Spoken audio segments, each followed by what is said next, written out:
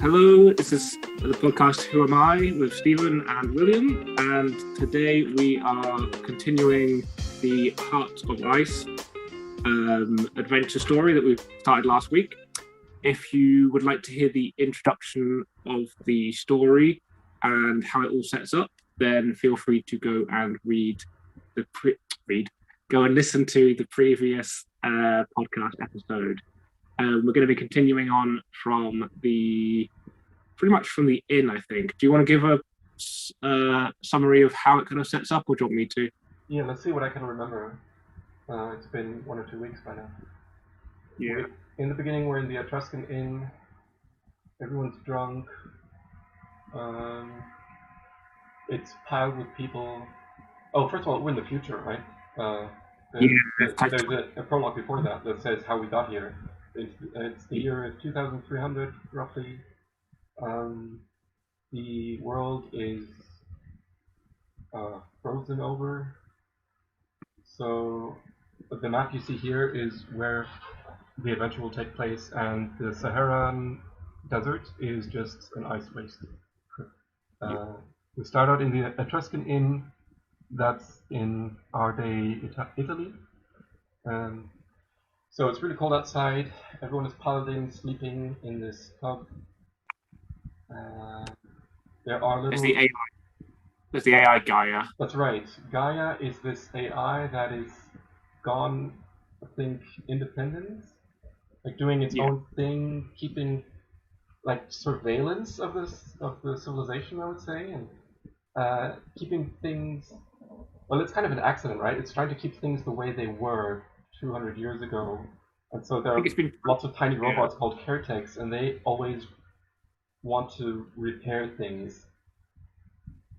What else do you remember? There was a point during the night, isn't there, that the TV almost selects, like, shows you something important. See if I can find it. The screen crackles again, becoming a rich blah. Maybe I should read that part again, because that was quite an important part. Then we can go, I guess. Is that good with you? Yes, we'll also need to build a character. Oh yes, of course. Wow, Stephen. That is an awesome point. We have to build our character. Are you happy doing it again on the screen?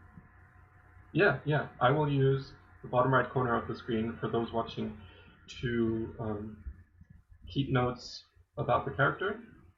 And if you're listening, then you're not missing much. It's just keeping track for us and for those watching of skills, items, money, life points, and code words that we collect. So characters, I guess. Okay. Last time I played, I was the trader, since I'm also a cryptocurrency trader. But let's try something different. You were the mutant. Oh, yeah. We should use our knowledge about our mistakes from last time to maybe survive the desert this time. Yep. I called last episode, "Can we survive the frozen Sahara?" And the answer was no. So that's a spoiler in case you haven't listened to the last episode, but you would have gathered that from us starting over. Hopefully we would have gone to the first episode. Okay, from what I remember, survival was extremely important. The skill survival. What else? Getting a fur coat. I'm definitely going to watch out for that. Yeah, I kept picking things that just ended up getting us too quickly through the adventure, so I didn't have time to find anything. Yeah, you possibly skipped over parts. Yeah, so many parts. What else? ESP was good. Well, I think we would have wanted it at some points to foretell what was about to happen.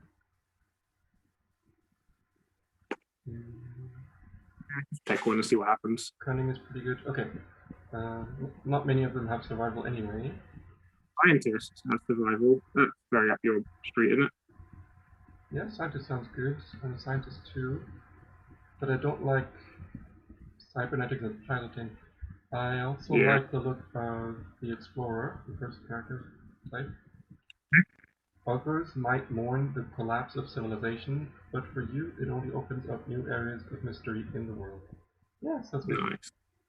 Sounds good. So, I will enter my skills. Just choose 4. 1, 2, 3, 4. Yeah, you always get 4 skills. Yeah. Oops.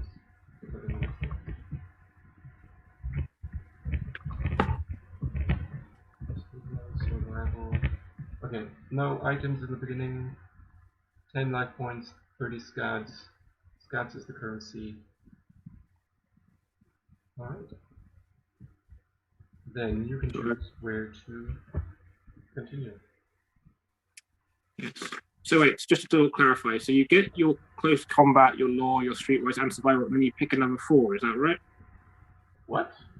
Of I skills. don't think so. Are you maybe talking about the section that describes how to build your own character? Is that what that is? Okay. I wasn't sure if it just filled it in. So it says adventure sheet next to the choose one of these characters. Mm-hmm. I might put in the book. I don't know if it's on that. And it says skills choose 4. Okay. But you already have. Yeah. You choose it next. Each of the preset characters has exactly 4 skills. It's at the bottom, sorry, it says alternatively design your own character, taking any 4 skills. Okay, sorry. Okay, ignore me. That's what it's referring to. Yeah, that's fine. Okay. That's fine. It would be hilarious if we actually had to take another bunch of skills and we hadn't, but that's fine. I was trying to make it too easy for us, obviously. Yeah, it's pretty hard. Okay. It was cool. I like it. Okay, I'm gonna start halfway through the prologue just so we recap this screen scenario because I can't remember exactly what happens. So it says night falls. The drunken roistering turns to low murmurs, then snores. You huddle on your own bedding and listen to the moaning of the wind outside the fuselage. Tomorrow, you have to set out again into the cold. It is not a pleasant prospect. From the adjacent room, you can hear the screen crackling with incessant babble. There is part of a game show, probably taped before your great-grandfather was born, followed by clips from the science fiction films of the 21st century. You are thirsty and you cannot sleep. Ignoring the mumbled complaints of the people stretched out around you, you get up and step over them, moving through the room where the screen is. You sit down. Maybe a half hour of random videos will cure your insomnia. Then the screen changes. It is a news report from the year 2095. The main item concerns the crash of an air cruiser in the Apennine Mountains. You sit forward in your seat, intrigued. Pictures taken from the air reveal the broken tangle of wreckage that was later repaired to form this inn. Suddenly, the picture changes.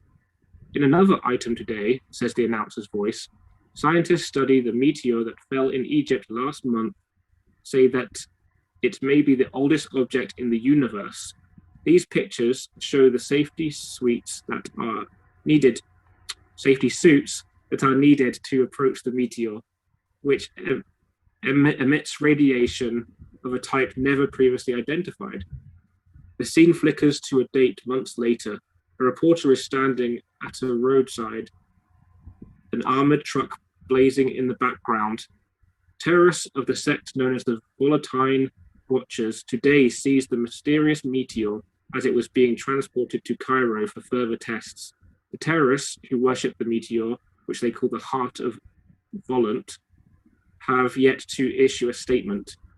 The screen crackles again, becoming a rich color with the outline of the world's continents in red. The continents as they looked before the sea level fell and the polar caps crept down to cover them. A warm feminine voice speaks. The Heart of Volant remained in the hands of the cultists for 20 years. They founded the city of Du'an in the Sahara and learned how to tap the heart's power, which they used to devastating effect in the Paradox War. Later, Duon suffered civil war and became abandoned. I have now completed analysis of the scientific tests carried out before the heart was seized by the cultists. These are my findings. If a sentient creature were to make direct physical contact with the heart, this would release the full energy stored within. The effect would be to activate the creature's total psychic potential. In effect, they would gain ultimate power over their surroundings. This has been a communication from Gaia. Thank you for your attention. The screen goes blank and silent for a moment, then starts to show a cartoon. You hardly notice it. You are too awestruck by the realization that you have just heard the voice of Gaia. What she said begins to sink in. Ultimate power. It lies somewhere in the ruined city of Duon, across the Saharan ice wastes. Suddenly wary, you look at the sleeping form stretched out around the room. Did anyone else hear Gaia's broadcast? You listen to the snores, the drone of slow, regular breathing. No one shows any sign of being awake. Plunged into thought, you return to your blanket and stretch out. But now sleep is even harder to come by. When you finally doze off, just a few hours before dawn, your dreams are filled with images of the strange meteor from space and the power that it contains. Will you go to Duon and seek the heart? Are you tempted by a power that could change the whole world? If so, turn to 1. Yes, I'm an explorer. Here we go. You are the explorer. Awesome. Okay, you are packed and ready to leave the inn at dawn. Cold grey light seeps in through the row of dusty portholes at the side of the common room. Making your way to the door, you find the innkeeper polishing the antique Formica desk. Formica, I don't know. Seeing you set your pack down beside the door, he comes over and kicks away one of the caskets, which had its metal caretex. Wow, I can't read. And kicks away one of the caretex, which had its metal body pressed down across the doors. Not so easy, is it? It's not. That's really not. I used to do like audiobook stuff for a little while. And yeah, it's really tough doing a readout. You're lucky having those, you say, pushing the door open a crack to take a breath of fresh, icy air. The innkeeper grunts as he watches the caretech reorient itself and glide away across the floor. They are a mixed blessing, since they insist on trying to repair the inn to form it had originally. This door is a feature that I added myself, more convenient than the hatchway at the back of the fuselage. But if I leave it unattended for more than a few hours at a time, those wretched caretechs always try to weld it shut. You smile to show that you sympathize. I'd be grateful for some advice. I'm now traveling on to the Sahara. What is the best route? The innkeeper flings the door wide, ignoring the curses that erupt from his customers at the sudden intrusion of cold air. Gazing across the expanse of dazzling white snow, he says, the most obvious course would take you to Venice, where you could board the ferry for Caira. I wonder if that's the new way of pronouncing Cairo.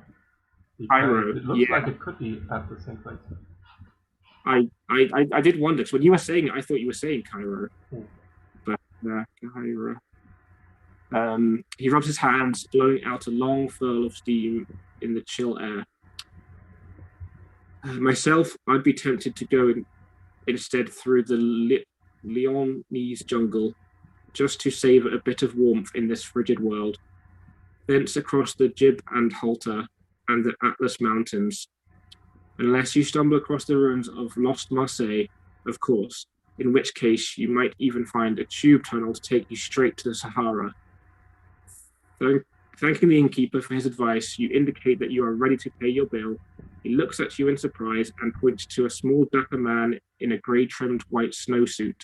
Your friend there has already paid. At this, the small man comes over and extends his hand, smiling broadly. Hello, my name is Kyle. We're pronouncing that Bosch. Bosch? Yeah. Bosch. I believe we're traveling in the same direction. If you accept Kyle Bosch as your companion on the road, turn to 23. If you tell him that you prefer to travel alone, turn to 45. I haven't even And told him which way I'm going, so he doesn't know which direction. But I Very will true. just to mix things up and expose different parts of the book to the audience. I will, for now, do things the opposite from what you did. So I Okay. will choose to take him with me, and in a Okay. minute I will choose to go the Venice way rather than the jungle way. If you accept Kyle as your companion on the road, turn to 23. Here we go. It has begun. Let's see how we get on. See, where I have a hyperlink, you need to find the page. Yeah. I overheard you say you were bound for the Sahara ice waste, says Bosch. My own journey takes me in that direction. As you set off together through the deep drifts of snow, Bosch takes your arm and points to a row of black wooden posts. That is the road to Venice. We can catch the ferry from there to Sahara. If you agreed to go east to Venice, turn to 200. If you'd rather go west through the Leonese jungle, as the innkeeper recommended, turn to 177. All right, let's go to Venice. Sorry, page 200. Well, option 200.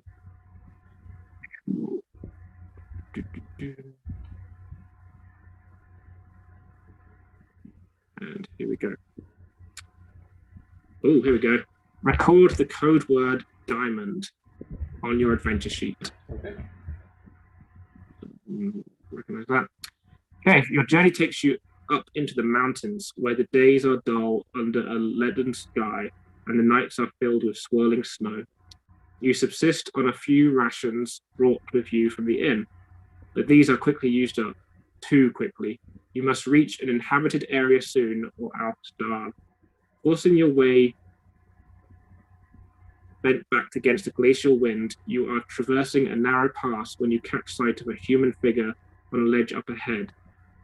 Your cries of greeting are ignored, and the figure is hidden for a moment behind a veil of snow. Hurrying forward, you discover several other figures, but none are glad to see you. They are beyond any emotion, in fact, being long dead and frozen into rigid statues by the cold. If you go closer to investigate, turn to 264. If you ignore the frozen corpses and continue on the path, turn to 285. Let's investigate. Oh, if you close to investigate, turn to 264.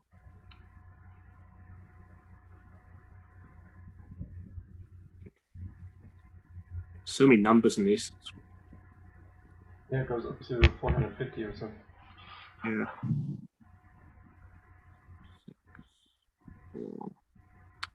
Okay. Bosch scrambles up to the ledge and goes through the pockets of one of the corpses. I don't like robbing the dead, but there might be some food, he mutters. If you have roguery, turn to 328. If not, but you have paradoxing and a psionic focus, turn to 370. If you have neither, turn to 306. We have neither. Okay, so we don't have roguery, we don't have paradoxing. Okay, turn to 306.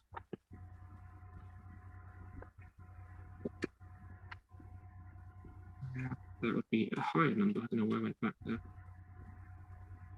My brain. Okay, 306. Both shudders as he looks along the row of dead white faces. There are at least 10 corpses here in the pass. Some of the ledge and others perched. Some on this ledge and others perched further along among the rocks. They must have climbed up onto the ledge to get away from the wolves, says Bosch. He's wrong. There are no wolves up here in the mountains, and these people were not cowering from predators when they died. In every case, they are frozen in postures that suggest curiosity, poised, peering out from the ledge, lines of amazement stamped on their faces, icicles across their wide eyes. Death did not surround them with slavering jaws, but stole up softly like a thief in the night. The sky is fading from grey to black. If you press on now, you will have to spend the night in open country, unprotected from the bitter wind. If you choose to do that, turn to 285. If you shelter here in the pass, turn to 349. Yeah, they both sound dangerous. Yeah. I mean, you're hungry. You can always like strike up a fire and start defrosting the humans. I will shelter here. Okay, 349. I'm keeping my fingers in various points in the book, just in case we do get lost and have to go back or something for some reason. Yeah, I'm open to cheating a bit and just undoing the last fatal decision. Yeah, cool. It did. We're on the same page. Okay, finding another ledge where there are no corpses, you sweep it clear of snow and settle down for the night. Bosch casts a weary glaze along the rock face. A bit like sleeping in a graveyard, he remarks. You can only shrug. Try not to think about it. At least here we're out of the wind and safe from predators. Are we, you wonder? As the feeble... I do, yeah, I know. As I turn the page and find out. As the feeble daylight gives way to night, snow comes in fast flurries from the wind coursing through the pass. The sound is like a banshee's wailing. Huddled in your jacket, you try to get to sleep. Then you hear the unmistakable tread of footsteps in the snow. Someone is coming. If you have ESP and Sonic Focus, turn to 392. If you have Law, turn to 413. If neither, you can leap out and attack. Turn to 433. Or wait here where you are. Or wait. Since we have lore, let's use that. Okay, so that's 413.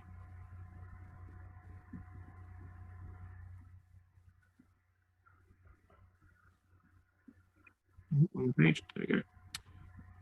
Peering along the pass, you catch sight of a hunched, shambling figure in the snow-clouded darkness. It is thin, with a large hooded head. It is still too far away for you to get a clear view of its face, but something about it stirs atavistic fears at the back of your mind. You glance suddenly at the rigid corpses on the other ledge. All were entranced, turned to hypnotized statues before they froze to death. By Gaia, you seize Bosch's arm. We're in the larder of the Gorgon. Turn to 433. Wow, Monday Gorgon. 413. That is a Gorgon on this. I've put too many pages. Okay. If you have shooting and a charged bicycle gun, turn to 68. If you wish to use roguery, turn to 24. If you resort to cunning, turn to 46. If you have none of these skills, turn to 2. Uh-oh. Let's turn to 2. Oh, okay. Cool. 2. I think that goes all the way back to like the start. I love how these numbers all work in pages. Okay. The figure emerges from the darkness like a ghost. It is wrapped in a rough cape of stitched furs, its shriveled frame sprouting a spindly neck which supports a large, soft head like a leather bag. Pushing back its hood, it reveals a hideous face dominated by a single glowing eye on a flexible stalk. Bosch scrambles to the side of the ledge and then freezes, mesmerized by the creature's eye. The stalk swivels, turning a lethal gaze towards you. If you have agility, turn to 112. Otherwise, it's too late to act, and you're plunged into a hypnotic trance from which you will never recover. We don't have agility. Do we not? No. Oh, should we pretend to have it? Otherwise, it's too late to act. You are plunged into hypnotic trance from which you will never recover. Brutal. Where was the last like real choice that would set something different? Whether to shelter or move on. Yeah. Because after that, I had none of the things needed to survive. None of the characters have lore and agility. Okay. So how about I just trade one? Streetwise for agility. Okay. Yep. So this way we survive from paragraph 2. Okay, let's go to paragraph 2. Okay, so basically what happens is a mysterious, long-lost cousin of the person that we just previously played runs through the same choices and has different skills, and then gets to the same point, finding Borsch's cloned twin, or cloned same person, who still have Bosch, and then carries on from here. So we want to go to 1, 1, 2 then, because we have agility, correct? Yep. 1, 1, 2. I love adventure books. They're so chaotic. Beautiful. Okay. With only a split second left before the creature's gaze paralyzes you, you act on raw instinct. Leaping high into the air, you somersault over its head, twisting so as to land directly behind it. The eye stalk sweeps frantically, trying to see where you went. But before the creature can bring its ghastly scrutiny to bear, you give it a hard blow across the back of the head. As it falls senseless in the snow, Bosch recovers from the hypnotic trance. Even so, it is several seconds before he has recovered his wits enough to speak. Turn to 90.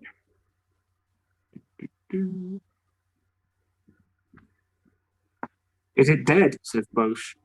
You snap an icicle from under the ledge and drive it deep into the grotesque pulpy head. The creature gives a single spasm and lies still. It is now. So action hero. You roll the body over to inspect it and are almost overcome by a wave of nausea. It is the most loathsome thing you have ever seen. Thin, malformed body with a bloated, mauve-pink head. The only facial feature is a long, thin stalk ending in the cyclopean eye, now thankfully dimmed by the gaze of death. The scalp is covered with tiny orifices like gaping eyelids.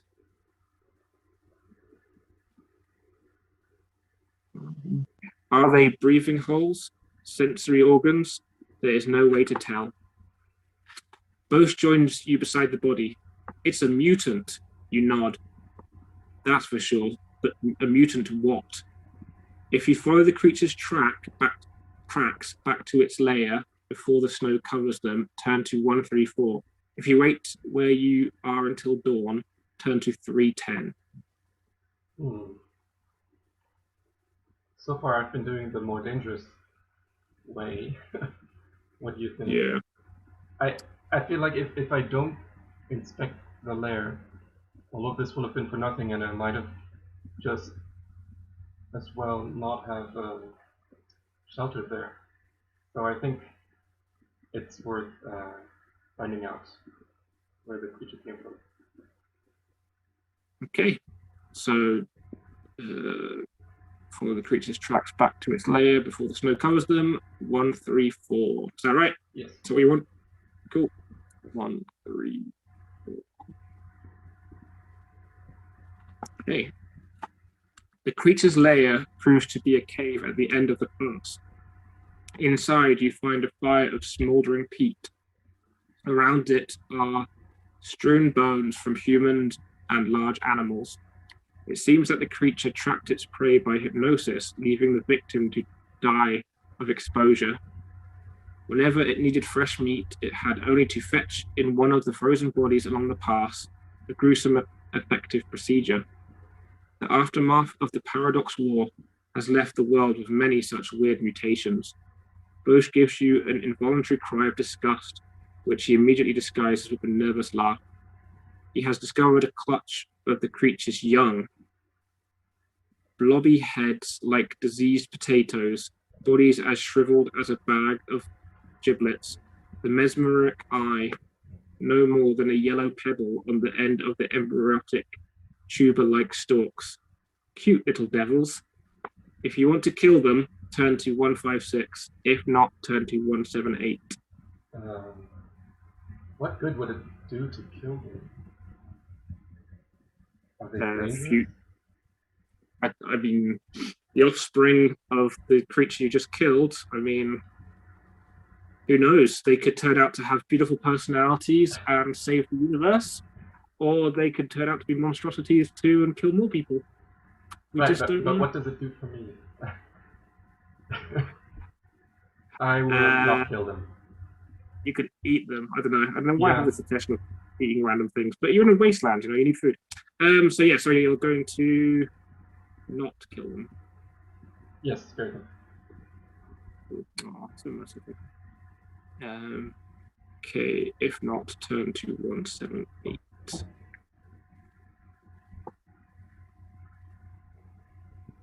Okay.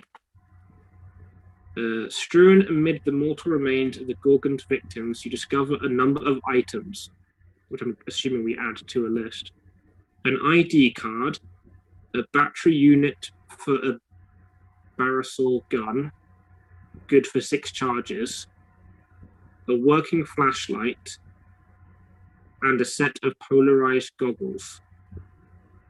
Bosch holds up the goggles and jokes, I don't suppose our one-eyed chum had much use for these, eh? He insists on an equal division of the spoils, but gives you first choice. Add 2 of the items to your list of possessions. You spend. Interesting. I was hoping to take all of them, but... Yeah, I thought you'd get all of them as well. So I don't have the gun yet. No. I might later. I think the goggles could be useful. Yeah, I remember that. I have no idea what the ID card might be for. What do you think?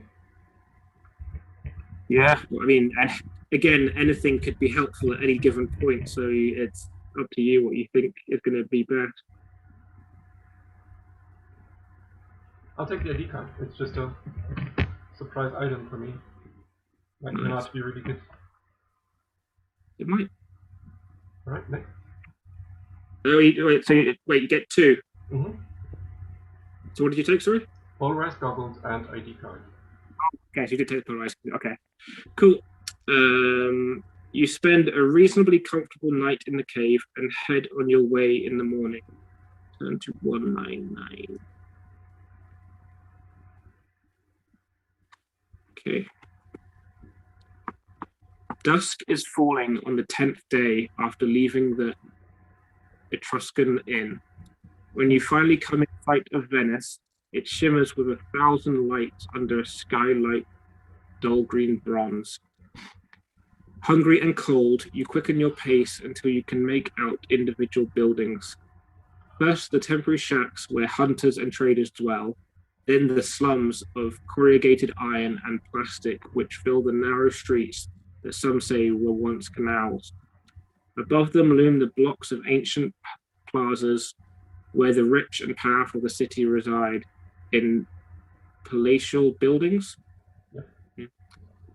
shored up with wooden scaffolding to support them from the ravages of time. You soon learn that the ferry to Cairo is not due for a couple of days. Kyle tells you that he has friends he must visit and arranges to meet up with you when the ferry arrives. While waiting, you have a choice of where to take lodging. The lavish Marco Polo Hotel will charge 12 scads for 2 nights. The Hotel Paradise will charge 6 scads. The disreputable Doge's Inn will cost only 3 scads. Decide where you are staying and deduct the money. Read the options. It's interesting what the first one says. Yep.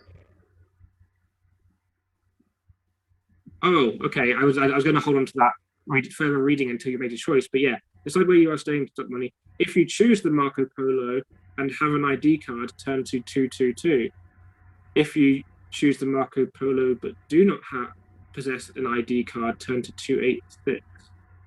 If you opt for the Paradise, turn to 244. If you check in at Doge's Inn, turn to 371. Yeah, I wasn't going to read on because I just assumed it was make the choice and then read. But yeah, as you said, reading on lets you know that.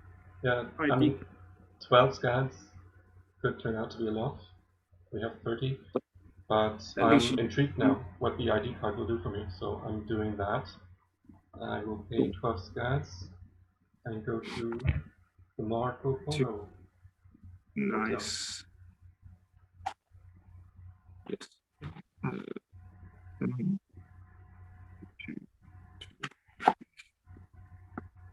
Triple T. Okay. You notice a man at reception. You notice a man at reception using a gold card similar to the one you found.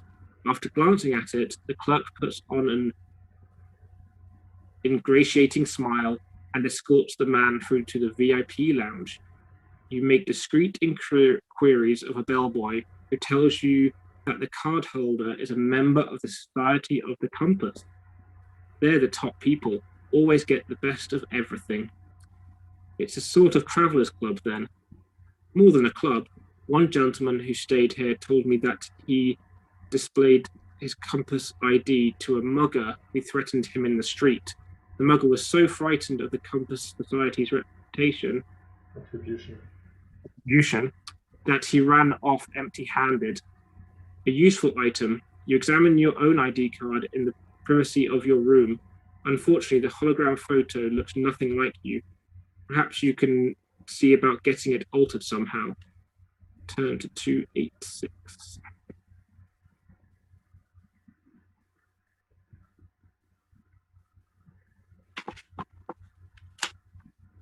Okay. In the hotel bar, you strike up conversation with a tall, slow-eyed woman called Thendra Bay. Her accent tells you she is a native of Olat, a huge space colony in Earth-Moon orbit. I hear that conditions on Olat are vastly better than on Earth, you remark over a glass of Sinfash. But perhaps you are down on business. She sips at her drink. What I seek is only available here. On Olat, the science of genetic engineering cannot be practiced for fear of infecting the colony with a deadly plague. Consequently, the only improvements that can be made to the human body are by mechanical means. Your own body appears not to need any improvement, you put in politely. Such a flirt. She continues as though you had not spoken. A friend of mine had an implant along her optic nerve so that she could tell the time merely by blinking. The device became stuck permanently on so that she could not sleep because of seeing lighted numerals in front of her eyes. Worse, it was 3 minutes fast. She finishes her drink, waving away the waiter who tries to refill it. Here on Earth, the body can be enhanced more efficiently using genetic retroviruses. Specifically, I seek a man called Malogen who is said to trade in such things. If you have Streetwise or evade Malcolm and want to help her, turn to 307. If not, turn to 329. Do we have Street? We did have it, but I sacrificed it to revive myself. So let's go on without it. Cool. That's brilliant. If not, turn to 329.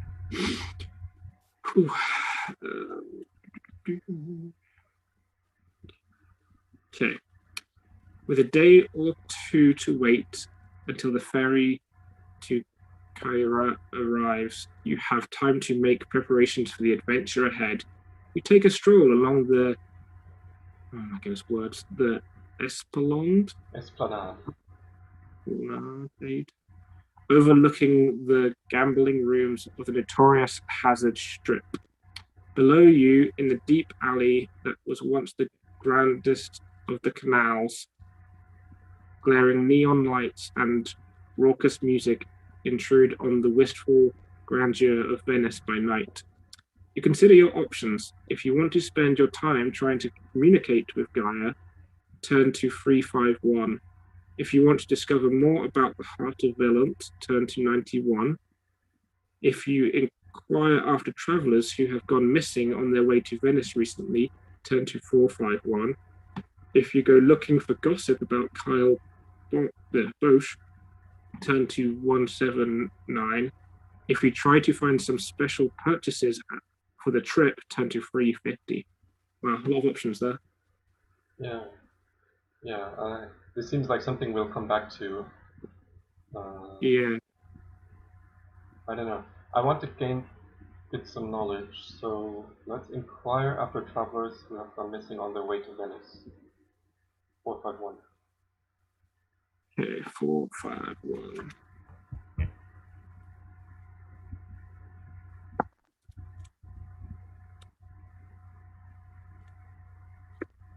Right at the end.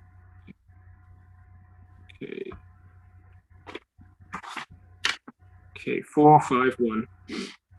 In a tavern, you overhear a drunk loudly telling the barman that he will pay his outstanding bill as soon as his boss gets to town. Joining the conversation, you learn that the man has been waiting for several weeks for the arrival of his prospective employer, a wealthy member of the Compass Society. He's a very influential man, mutters the drunk, glaring at the barman. I'll do all right once I'm working for him. What could have happened to delay him, you wonder? The barman chips in. If he came across the Apennines, can't read, can I? He may have been delayed permanently. There are dangerous mutants up there in the hills. Pah, the drunk scoffs at this. He's got 3 Fijian bodyguards, really big guys. The mutants won't be going hungry this winter then, remarks the barman sardonically. If you have law or streetwise or a Vede Mecum, turn to 47. Otherwise, turn to 69 if you possess an ID card, or 414 if you do not. I would have liked to use the ID card, but we have lore, so we need to pick the first option. Yeah, okay. If you have lore, so 47.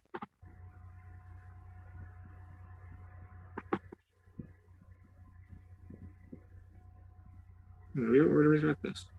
Anyway, the Compass Society is an international organization whose membership consists entirely of the rich, powerful, and privileged. Possession of one of the coveted gold membership cards marks a person out as someone to be respected. With full access to the Society's wealth and lavish resources, although the Society is not represented here in Venice, you know that it has premises in Darlabad, Benzant, and Kyra. So on the map, they'll tell you the places that it actually the society is represented. If you possess an ID card, turn to 69. If not, turn to 414. Okay. So 69. Yes. Do you want to keep track of where the society is actually represented in case you want to go there? I made a screenshot. Nice, cool. Alright, way ahead of me. I like it. 69. Okay, the drawback to using the card is the holographic picture on the front, which looks nothing like. If you have roguery, turn to 452. Without roguery, you must either try to get the picture altered or else give up on it for now. If you want to get the ID card altered, turn to 113. If you have streetwise,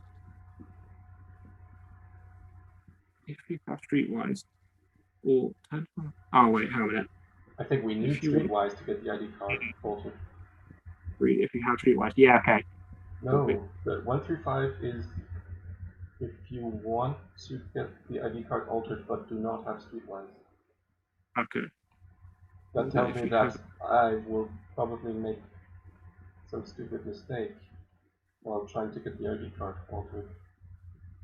Get abducted by a society or something for fraud. Who knows? Do we have robbery? I guess not. No, and neither streetwise. I don't want to just skip this section though.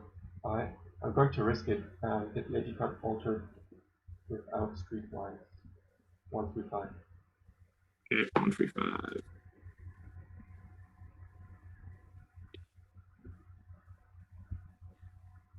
Okay.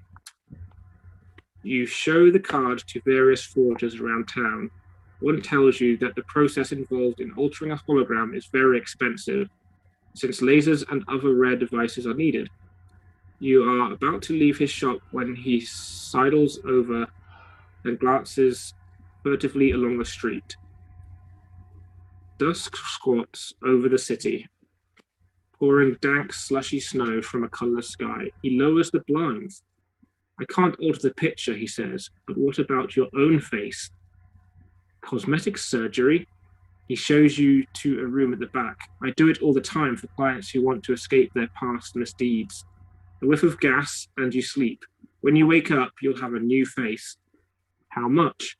After some haggling, he settles on the sum of 5 scads. He reaches out his hand, but you smilingly shake your head, telling him you will pay once the operation is over. He prepares his instruments, then invites you to breathe the anesthetic gas.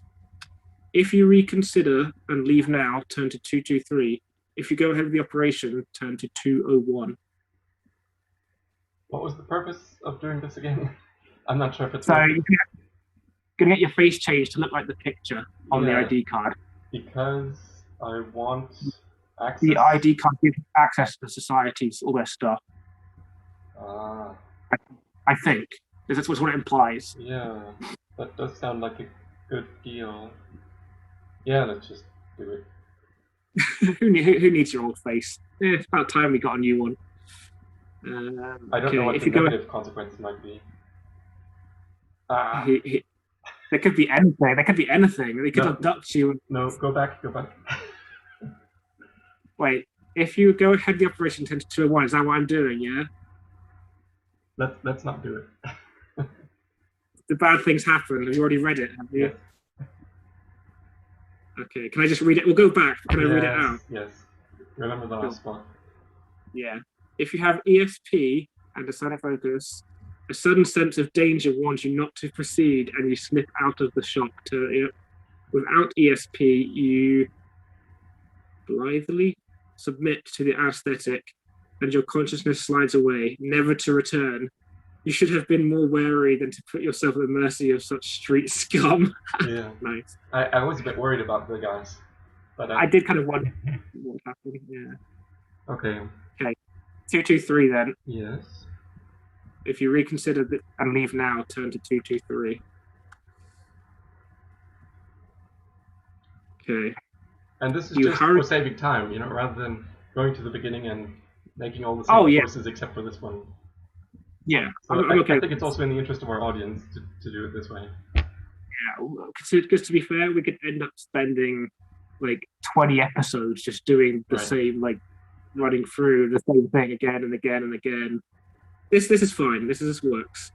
You hurry along to the end of the street where an old man stops you and asks, "Is Sarko the poisoner still open for business?" "How should I know?" you reply. "I am not acquainted with the man you mention." He returns a look that suggests you are either deranged or a liar. "I just now saw you leave his shop," he declares. You rub your jaw ruefully. "Sarko the poisoner indeed. It seems you have had a narrow escape. If you persist in trying to get the If you persist in trying to get the ID card altered, turn to 245. If you want to see two other matters before the ferry to Sahara arrives, turn to 414. Yeah, let's try again. 245.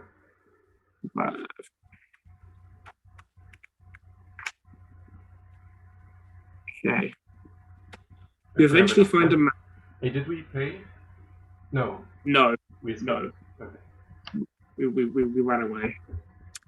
And in some alternate universe, we died, but that didn't happen this time around. Honest. You eventually find a man who can do what you want. A fat, sweaty fellow with a profusion of ancient tools and devices strewn around his shop. Guiding his laser by hand, he makes a few deft changes to the image on the card until it could pass for your own likeness. 5 scavs, he says, holding it out for you. 5, you scowl. Membership of the prestigious Compass Society is usually much more expensive than that, he says with a shrug. You consider snatching the card back, but the fat man cannily anticipates you and holds it close to the laser beam until you pay. If you agree to his terms, cross off 5 scads and acquire the code word Proteus. If you refuse to pay, he destroys the ID card and you must delete it from your list of possessions. Yeah, I like the deal. Cool, so you pay 5. Yeah. Take down the word Proteus. And we turn to 25. Dawn hides behind a blanket of dark snow-laden cloud. Huddled in warm furs, a group of travelers make their way to the quayside to await the ferry. As you approach the ticket kiosk, you see an old man propped like a limp sack on a bench facing out to sea. He is crippled, having no legs, and his face has the look of a clay effigy that has crumpled in on itself through sheer age. A puff of white hair halos his liver-spotted pate. Poor old devil, you think as you pass him. He looks up. Keen hawk eyes meet your own. I don't care for your pity, youngster, he snaps. I'm sorry, you say. I didn't mean... And then it hits you. He can read your mind. Of course I can read your mind. Have you never heard of Baron... Oh my goodness. Saurus? I hate names that I cannot pronounce. You never heard of Baron Siracis. Before you can reply, he hauls himself to the edge of the bench. It seems to you that he is about to fall to the ground, and you take half a step forward, but he glares at you and says, I don't need your help either. To your amazement, he rises into the air until he is hovering in front of you, his gaze level with yours. For a moment, your eyes lock. You hear his words of warning, not spoken, but burning their way into your mind. Don't go to Duon if you want to live.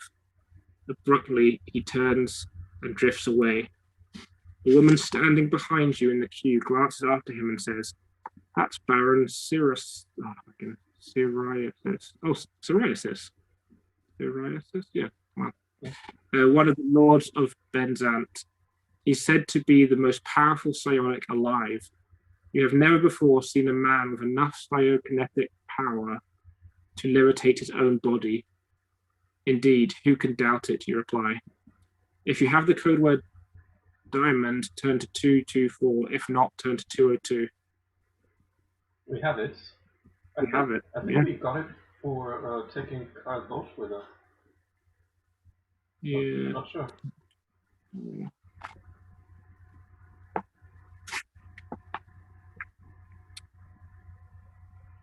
Okay. As the queue moves along, Kyle Bosch hurries to join you. Stamping his feet to fend off the morning chill, he tells you that he was delayed by some last-minute purchases in town. You notice a new barrel saw gun at his belt. We're on our way now, he says excitedly, grinning as he stares out into the mist over the sea. The adventure's begun. A problem arises when you reach the ticket office.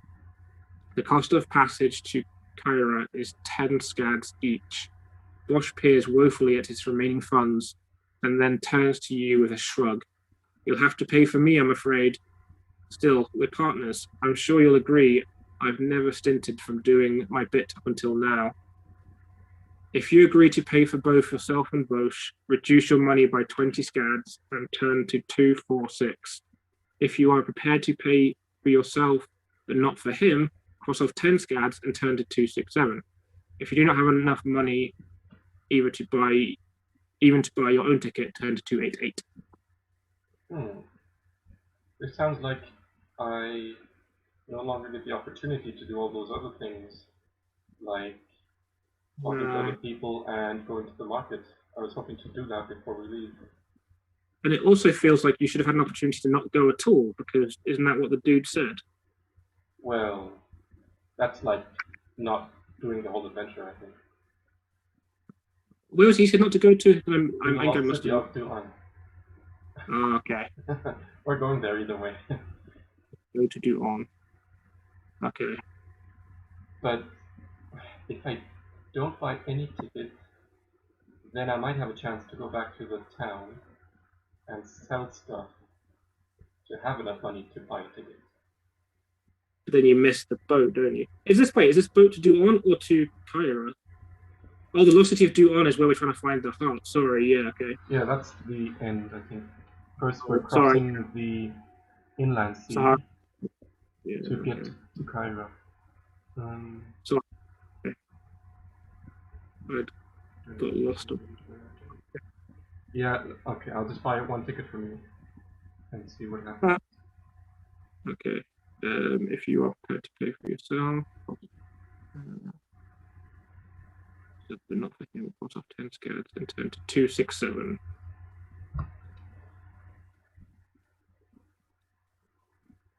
Okay.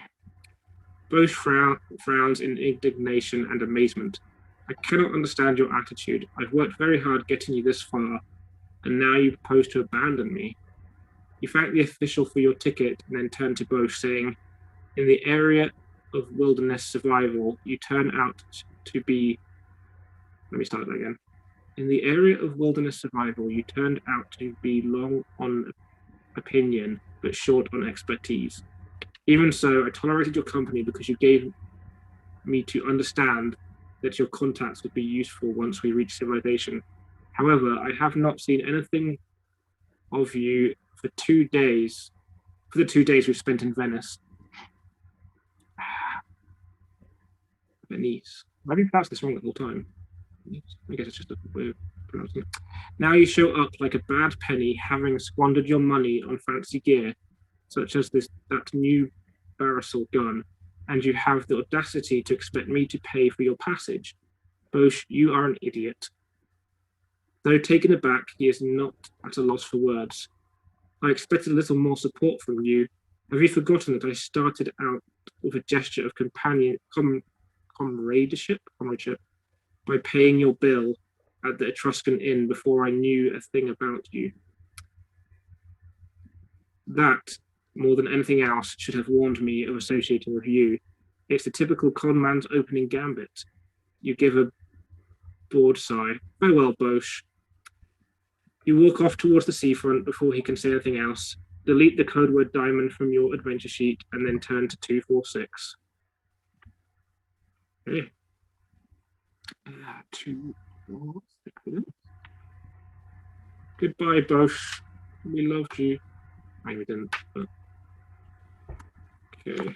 We probably just made an arch nemesis now. It's great. After 15 minutes, a pale green light flashes through the murk out to sea. The assembled travelers start to rise and gather their belongings as the ferry comes sweeping in towards the dock.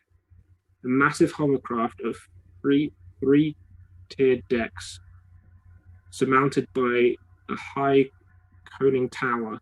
The ferry glides up the frosty foreshore and settles on its metal skirts. Workers immediately rush out with planks to assemble a boardwalk, and you go aboard with the others. There is a delay while supplies are loaded. You find a couch on the middle deck and gaze out to sea. The polarizing tint in the glass adds to the gloominess of the scene, with tall iron black clouds piled high above a sea of grey swell and ice floes. Eventually the craft raises itself and you are underway. Stewards come round and lunch is served at long curved tables in the central lounge. You chew at a stodgy gruel formulated from sea algae washed down with spiced tea. You take a promenade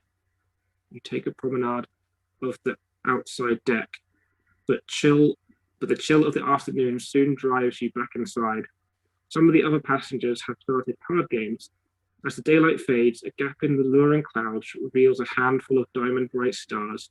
The bar is opened, and the atmosphere aboard gradually acquires a current of bohemium. Nope. I don't know, it's French. Bonhomie. But you remain aloof and troubled. Most of these people have no further destination in mind than Cairo. No ambition beyond a small profit and a bright vision of petty adventure. But your own goal is direly remote.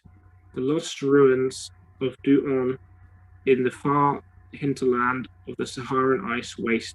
It seems impossible to believe, but there in Du'on you will either grasp the ultimate power or perish. Turn to page 10.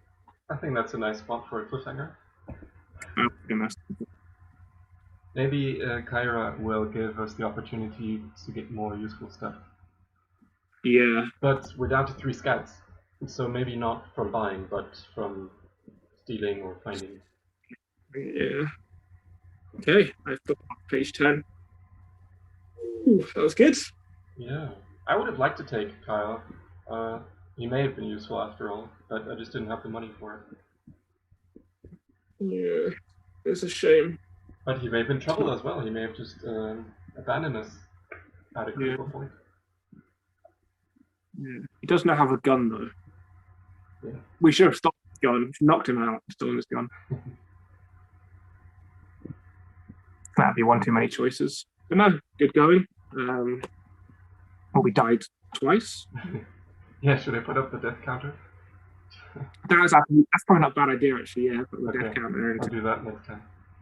See how many times. Just to stay honest. Maybe that's the game. Maybe that's the game, is that so you can get through it the least amount of deaths. That's kind of what life points are for, but sure, we can make our own death points as well. Yeah. But now I'm happy to continue with you going, and I'll read again next time. Good. Well, thanks everyone, and we will see you in the next episode. Bye-bye. Bye.